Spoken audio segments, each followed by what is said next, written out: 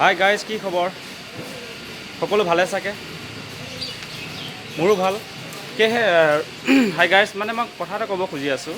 যিহেতু এই ৰাস্তাৰ কাষতে দুদিন হ'ল দাদা এজন মানে শুই আছে।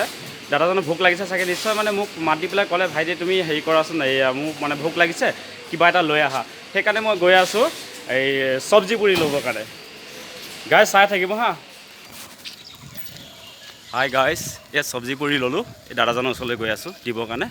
এই মানে দুদিন হ'ল বোলে একো খাব পৰা নাই, সেই দাদাজনক দিব গৈ আছোঁ। আপোনালোকে চাই থাকিব হা।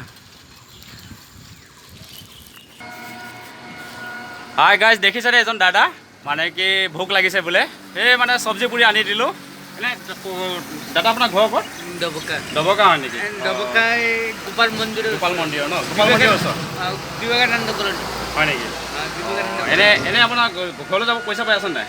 নাই পইচা পোৱা পইচা পোৱা নাই ন? সেই গাইজ, মই বাৰু কিবা এটা কৰি তাৰ ভাড়াটো দি দিম ঘৰলৈ যাবৰ কাৰণে। হ'ব দিয়ক।